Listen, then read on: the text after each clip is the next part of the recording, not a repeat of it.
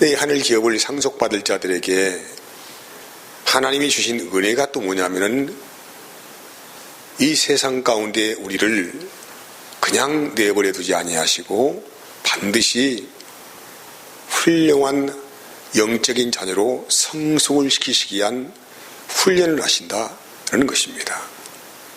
그것은 하나님께서 주신 그 풍성한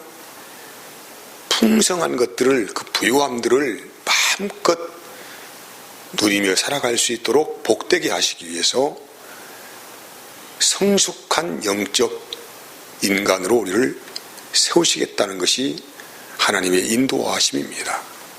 그래서 이 세상 가운데 마치 이스라엘 백성들이 40년 광야 생활 가운데서 수많은 연단과 넘어짐 안에서 그들이 비로소 믿음의 행보를 통하여서 가나안을 들어갔던 것처럼 하나님께서 그렇게 우리를 인도를 하시겠다.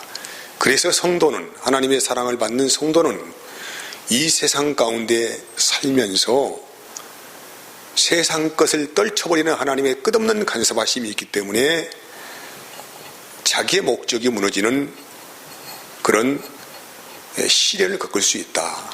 이것이 뭐냐면은 고난에, 그리스도의 고난에 들어간다, 이런 말씀이죠. 왜? 죄를 끊으시고 성령으로 우리를 세우시기 위해서 하시는 하나님의 인도하심이라는 것에 대해서 말씀을 하는 것입니다.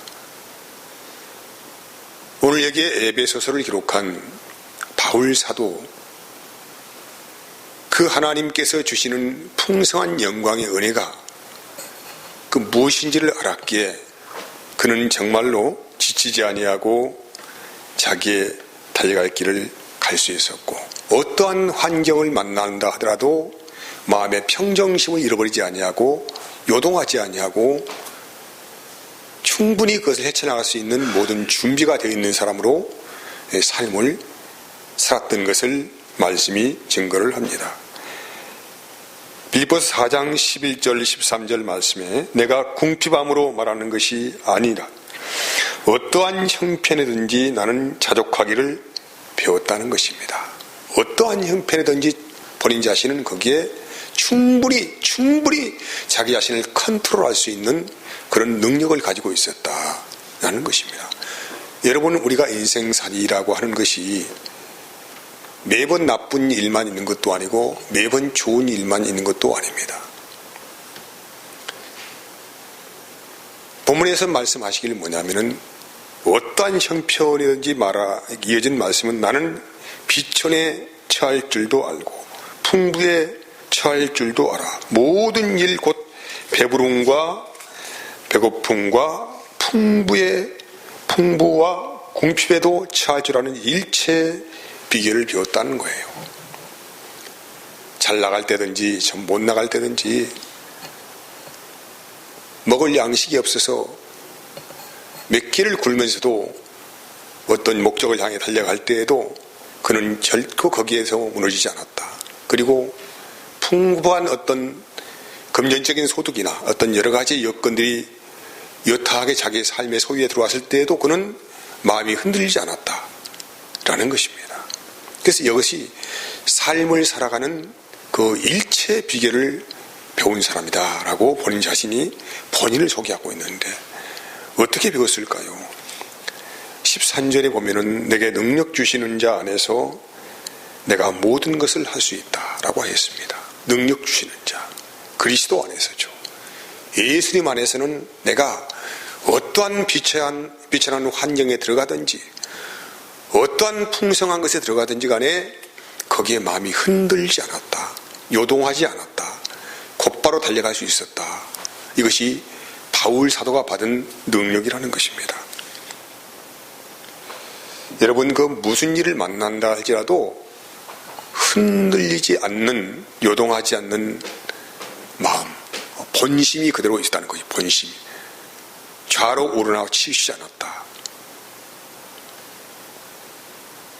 이렇게 되면은, 이런 은혜가 심령에 가득 차게 되어지면은 그 사람이 달려가고 있는 목적지가 분명하다고 한다면은 그 목적지를 향해서 곧장 바로 뛰어갈 수 있다는 것입니다.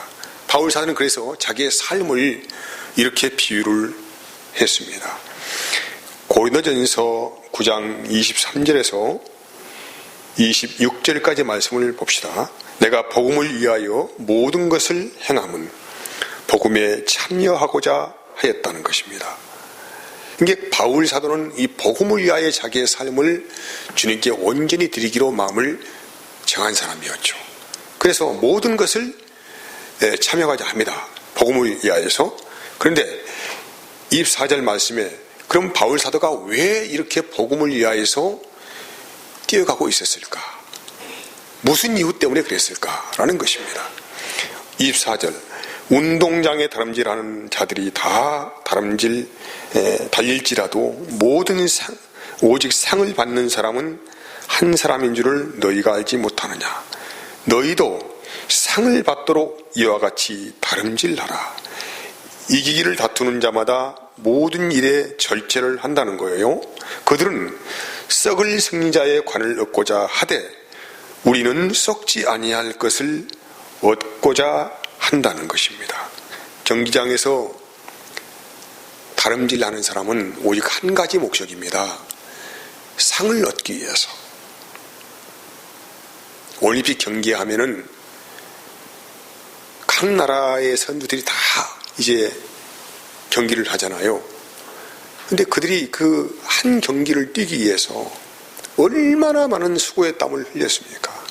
수년간의 자기 자신의 삶을 절제하고 몸을 단련하고 허튼 짓 안 하고 그렇게 인내하면서 견딜 수가 있었던 이유가 뭐냐면 내가 올림픽에 나가서 금메달 한번 따봐야 되겠다.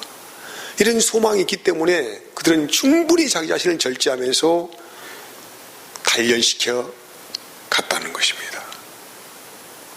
목적이 분명합니다. 상을 얻기 위하여서. 상을 얻기 위하여서.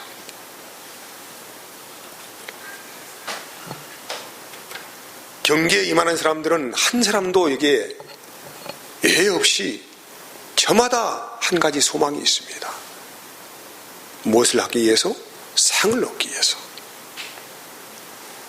근데 이들이 얻을 상은 그들이 무슨 상을 어떻게 받든지 간에 다 썩어질 상이다.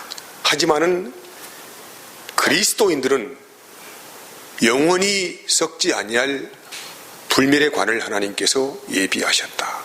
너희도 이 상 얻기를 위하여서 다름박질 하는데 향방 없는 자 같이 그렇게 하지 말아라 라는 것입니다. 링 위에 올라서 권투를 하는 권투 선수가 주먹을 날리잖아요.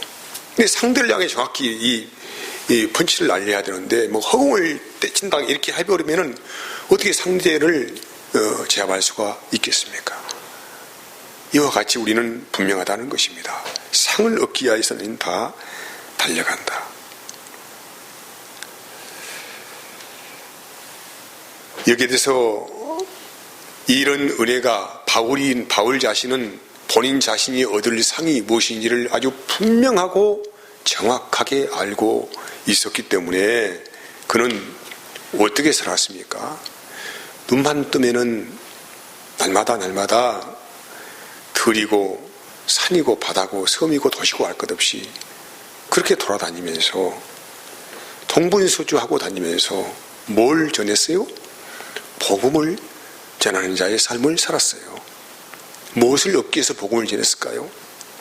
무엇을 얻기 위해서? 상의 부르심의 상, 그 은혜를 받기 위해서 바울은 그렇게 살았다.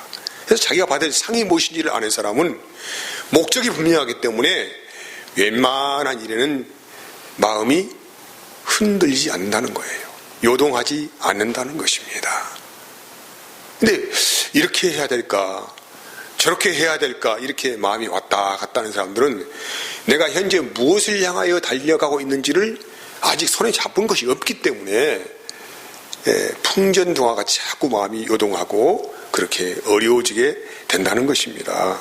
그러면 바울 사도께서 받으실 그 영광의 상이 무엇이었겠는가? 성경이 분명히 말씀하고 있는데 고린도전서 15장 49절에서 52절까지 말씀해 보면은 우리가 흙에 속한 자의 형상을 입은 것 같이 또한 하늘에 속한 이의 형상을 입으리라.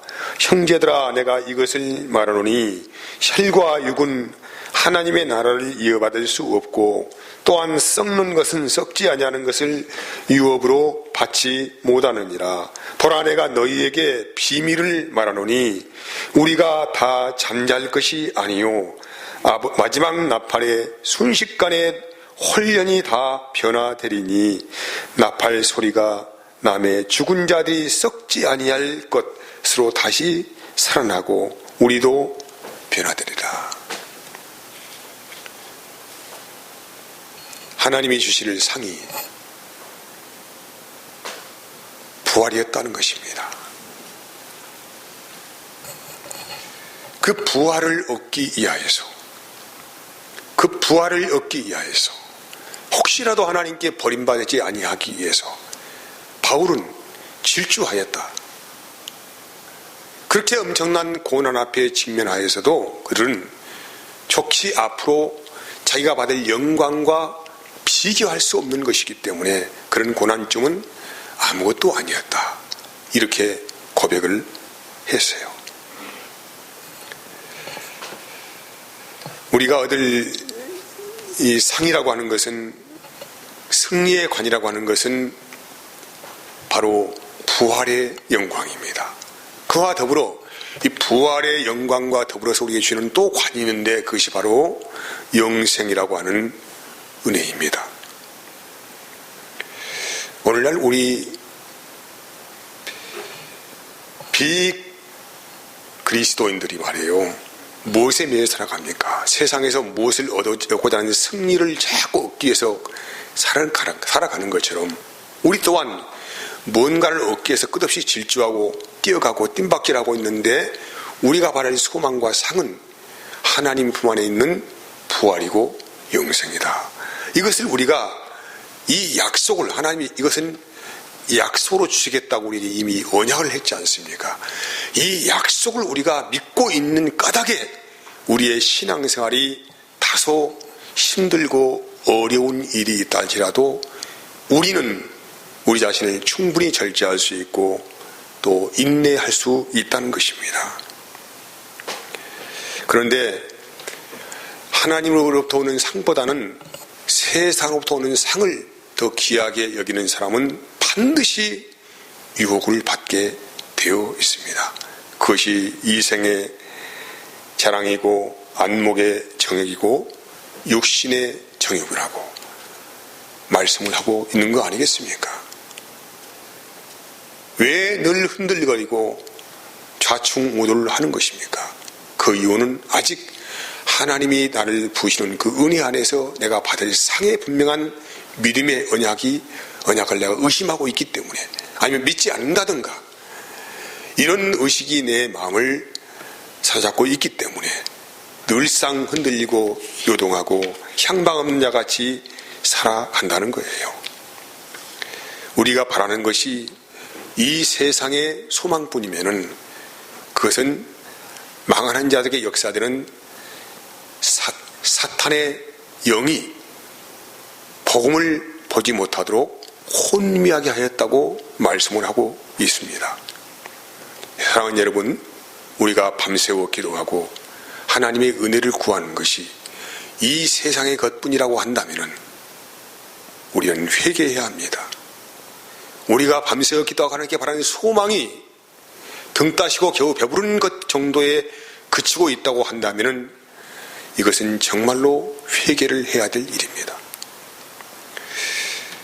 우리는 이미 약속으로는 풍성한 하늘 기업을 다 받은 사람들이에요. 약속으로는 아직 내가 그 안에 들어가지는 못했지만 우리는 그 언약을 붙들고 살아가는 믿음의 사람이라는 것을 꼭 잊지 않는 은혜가 있기를 원합니다. 빌립보서 3장 18절에서 21절까지 말씀은 내가 여러 번 너희에게 말하였거니와 이제도 눈물을 흘리며 말하노니 여러 사람들이 그리스도의 십자가의 원수로 행한다는 거예요. 왜 그러느냐? 그들의 마침은 멸망이요 그들의 신은 뭡니까? 배라는 것입니다. 등 따시고 배부르게 살아가는 소망이 마음에 가득하기 때문에 그들이 섬기는 신은 하나님이 아니고 자기 배를 섬기는 사람들이다. 이 배를 섬기는 사람들은 모든 기도와 소망의 제목들은 다 자기 일상생활과 일접하여져 있는 것들을 구하면서 하나님께 무엇을 아랜다, 구한다, 어떻게 한다 하는 것이죠. 진정한 큰 은혜를 받은 사람들은 영원한 부활의 소망 안에서 영생의 약속을 받았기에 우리는 그 부르심의 상 안에서 모든 것을 할 수 있는 능력을 받은 사람들입니다. 비천에 처할 줄도 알고 풍부에 처할 줄도 알고 일체의 비결을 어디에서 배웠다는 거예요? 그리스도 안에서 다 배운 사람들이 신앙의 길을 걸어간다는 것입니다. 그래서 이어진 말씀은 그러나 우리의 시민권은 어디에 있다는 거예요? 하늘에 있다는 것입니다. 거기로부터 구원하는 자 곧 주 예수 그리스도를 기다리느니라. 우리의 기업은 어디에 있습니까? 우리의 시민권은 어디에 있습니까? 이렇게 물어본다면 우리의 시민권은 하늘에 있습니다. 우리의 기업은 하나님의 품속에 있는 영생이고 부활입니다. 이런 은혜 안에서 우리는 뭘 바라보는 것입니까? 골로새 3장 말씀대로 위의 것을 바라보는 사람들이다 라고 하나님이 우리에게 위로를 하시고 있습니다. 오늘 우리의 삶 가운데 다소 우리가 어려운 길을 걸어간다 할지라도 내 소망이 다 무너지고 떠나간다 할지라도 나를 이루할 능력이라고 하는 것은 하나님이 나를 부르시는 그 소망 안에서 하늘 기업이 있는데 그 기업은 부활이고 영생이다. 이 안에서 우리는 크게 위로받고 하나님의 은혜를 날마다 찬송하면서 주께서 부르시는 나의 사명 안에서 살아가는 복을 누리는 은혜가 있기를 진심으로 축복을 합니다. 자, 이제부터 우리가 성찬의 시간